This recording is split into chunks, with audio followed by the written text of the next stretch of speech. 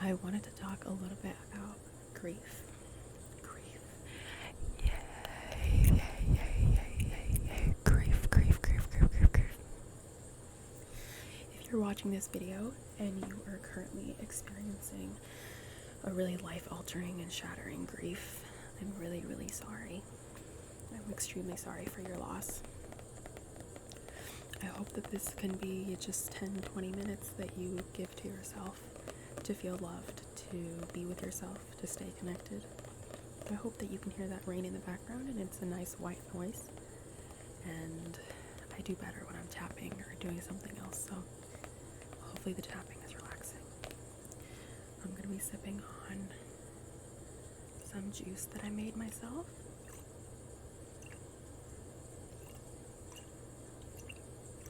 This is, I just had some vegetables that were going bad in my fridge, and so I made celery juice. It's celery, turmeric, ginger, and I think apple.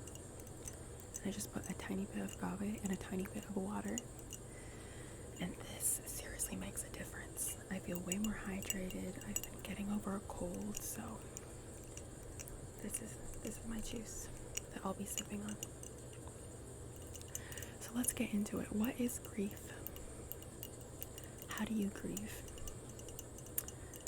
I don't have an answer. Woo! Yeah, this is not a place where I'm going to give answers. I'm just going to be talking for a bit. I work as a hospital chaplain, and I'm currently someone who is going through a lot of grief and has gone through a lot of grief in the past few years.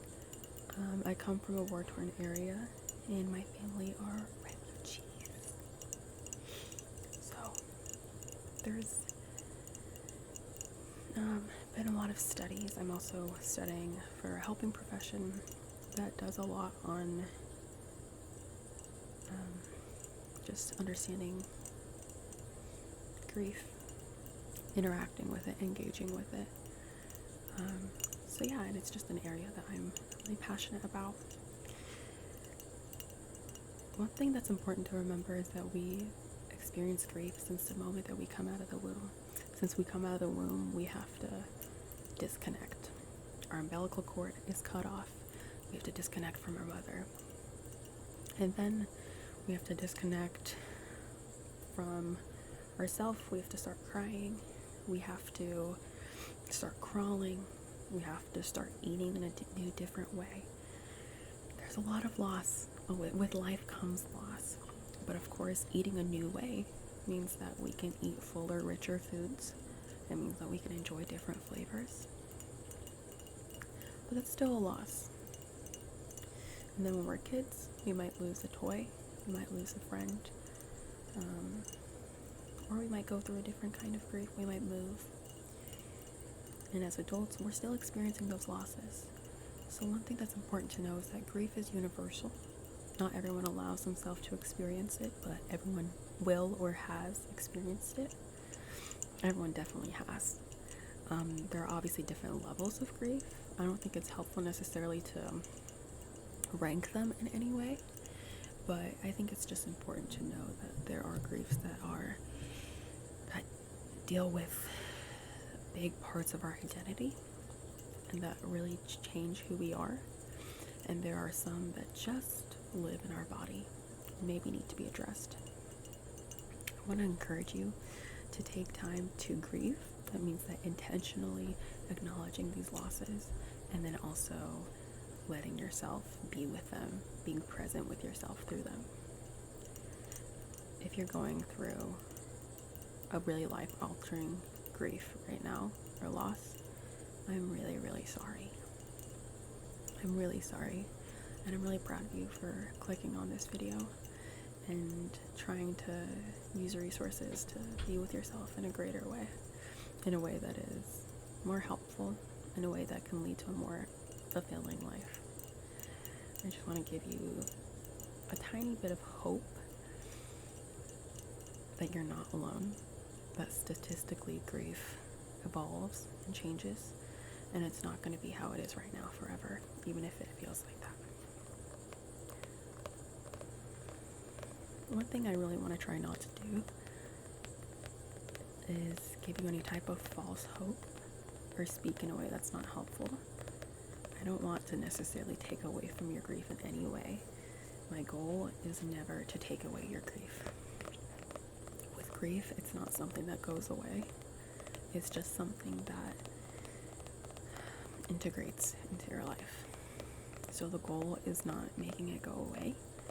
It's just maybe changing your relationship to it and changing the way that you can engage with it, or evolving the way that you can engage with it.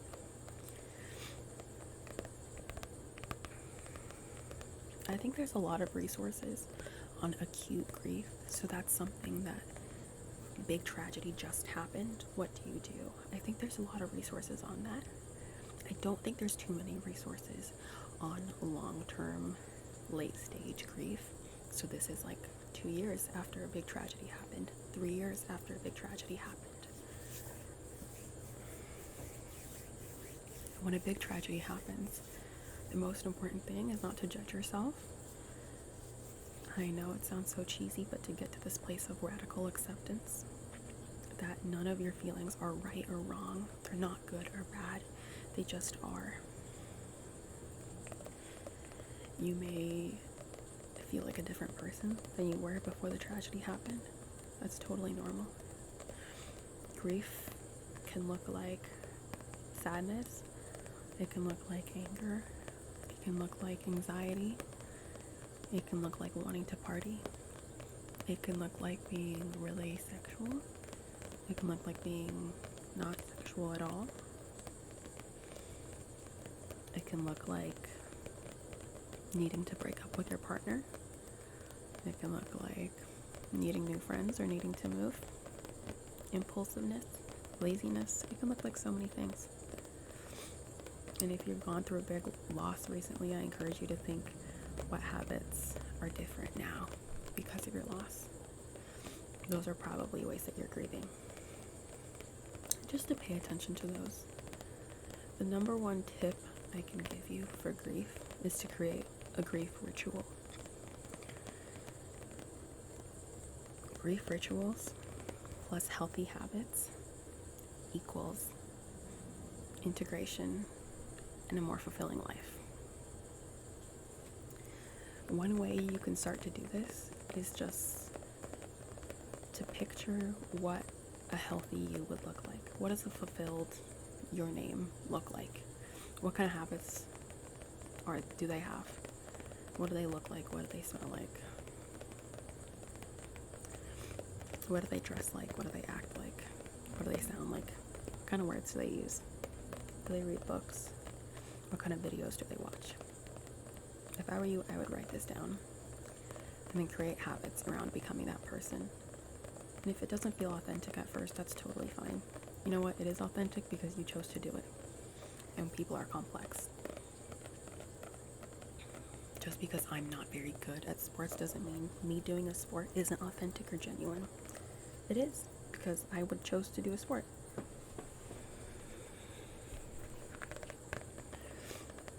So that's the first thing. Have a grief ritual. This, I would suggest you start out with just once a week.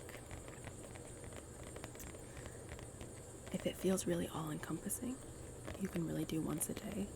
But I just encourage you to keep going with it in a way that is helpful, because it's probably going to feel really dysregulating at first. So what this is just time set apart to be with yourself and to be with your grief, whatever that looks like. I think a lot of us think of a rage room or a therapy session, a group therapy session, a cry with a friend, a sad movie. Those are all things that maybe come to mind easier. And those are awesome things to do, first of all. Those should definitely be implemented in your routine. If you can't access a rage room, maybe you have a bat, a baseball bat, or a stick, and a tire, or a secluded area of the woods, or a pillow, things you can hit. So like I said, it might feel really dysregulating at first. It may feel like, oh my gosh, I just got myself super upset for no reason.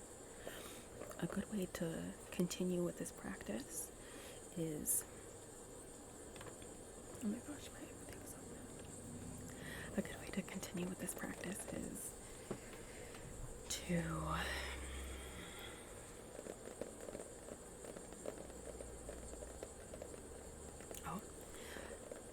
maybe a helpful way to go about this when you feel dysregulated, especially in the beginning, to give yourself a time limit.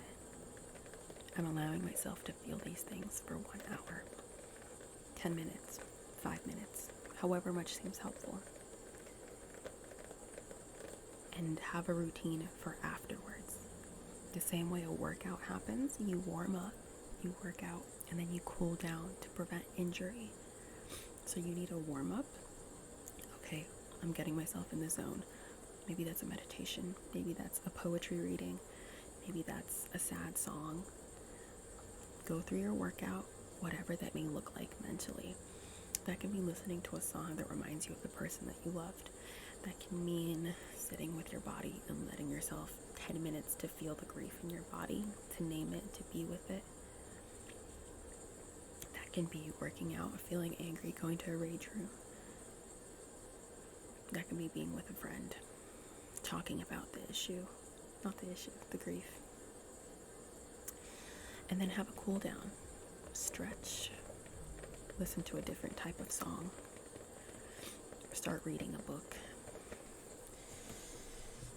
Maybe the cool down can be calling a friend and saying, can you tell me a story about something else? I want to think about something else now. That's the first thing, a grief ritual. That is the most helpful thing you can possibly do for yourself. In addition to therapy, individual and communal, some grief needs to be felt by multiple people. You need an empathetic witness to just bear witness to your pain. You need someone that doesn't know you at all to listen to that pain. If you have the facilities to, I would recommend an individual therapy. I would recommend group therapy. And if you can't, you don't have money for it, there are a lot of interns, therapy interns, who are doing grief groups for free just to get more practice. There are a lot of grief groups that are going on just for free. There are some hospitals that have grief groups for people that have lost people. There's a lot of online grief groups, Facebook groups, YouTube channels. There's a lot of resources. You do not have to be alone in this grief. But maybe you want to. I really encourage you not to be. Grief can be so isolating. And maybe no one knows the grief that you have specifically. Yeah, that's probably true. Maybe no one knows exactly what you've gone through. But I promise you, people know pain on your level. They do. And you can be really connected to your humanity when you connect with others through your grief in a safe space. Now, one way to look at this is bleeding onto other people. I really encourage you to look at, if you are wanting to share your grief with other people, when are you doing it? Are you doing it in a place that's boundaried, that's safe? Or are you spilling onto people that maybe aren't ready to hold what you're giving them? Part of your grief ritual, if it feels too scary to do that alone, yeah, you're right. If it feels like maybe your body can't handle all that grief, that's true. There is a lot of grief for your body to handle. And a helpful thing is to have another person to help you carry it, a safe person. But one of the most helpful ways I found is to ask a friend or a trusted person, a sibling, a parent, to sit with you at a scheduled time. And therein comes the ritual. Friday at 3:30, can you sit with me while I talk about XYZ? Will you flip through a photo album with me? Will you help me clear out some things? Can we call for an hour while I talk about this? Will you cry with me?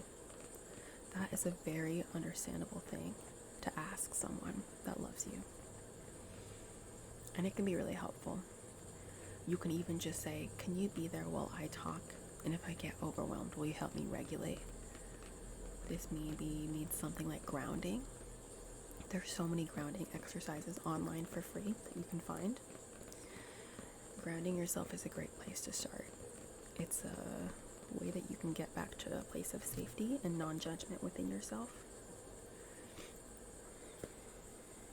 Or maybe this person can just be there while you cry, or it can be there while you are struggling to cry. While you're not crying, they can cry and you cannot cry. There's so many ways that you can do this. A ritual is a really, really great way to promise to be connected to yourself, to learn to trust yourself again. When you keep promises to yourself and when you're consistent with yourself, you build such a beautiful relationship with yourself where you can give yourself so much love and so much trust and so much connection. When you're going through grief, it's a great time to pick up a new hobby. How I mentioned that grief can be like too much to hold in a body. Now is the perfect time to put your grief outside of your body, to try to get it out. And like I said, it's not going to stop, but it can definitely evolve. And can I just say, hobbies don't have to be something that you're good at. Most of mine I'm not very good at, but I started writing. You can paint, you can collage, you can join a sports team, you can learn an instrument, you can start reading, you can write a story, you can write a children's book, you can illustrate a book, you can start cutting hair, you can start dyeing your hair, you can start doing your nails, you can start running, maybe join a CrossFit gym, start swimming, start knitting. There are so many books on grief, there's so many books on loss. I really encourage you to read them. Like I said, they can be really heavy, and it's totally an appropriate thing to ask a friend to read it with you, to do a tandem read, to read a chapter and summarize it to you.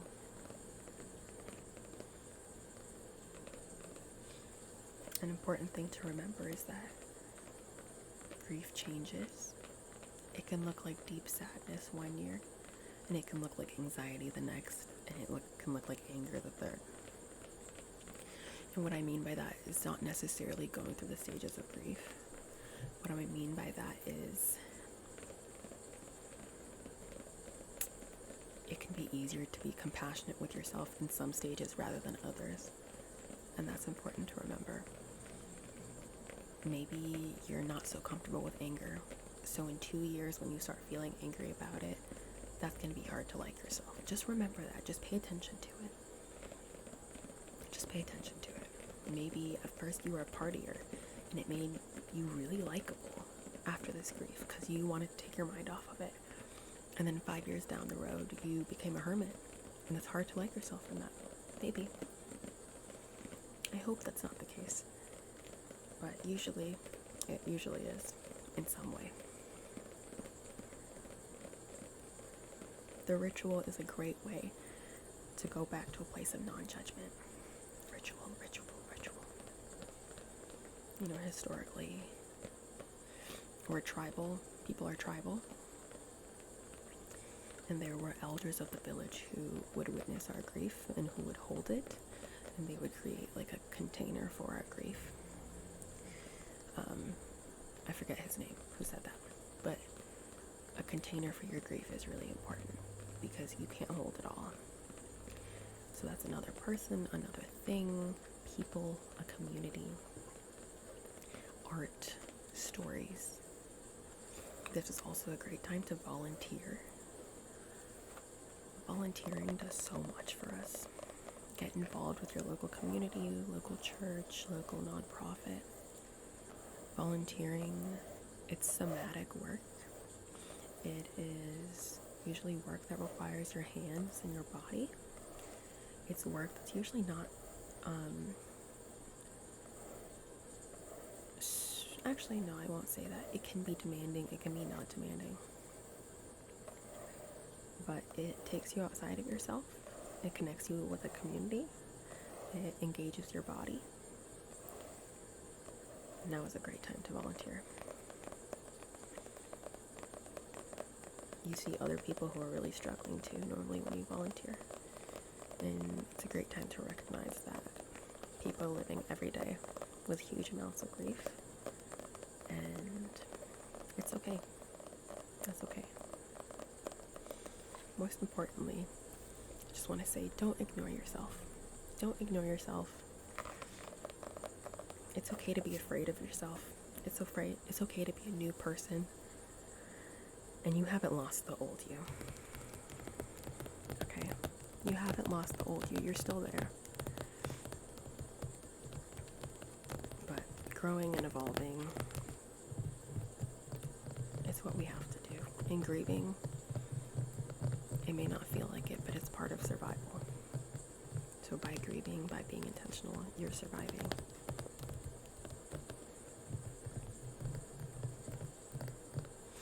I don't really have a way to wrap this up, but I'm sorry you're feeling what you're feeling.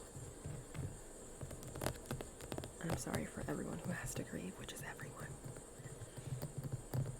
But grieving is a great way to get back to yourself, to stay connected to your humanity, to your life. You really are someone that you can trust. You are someone that can keep promises. You are someone that can live a fulfilling life and that can connect to others.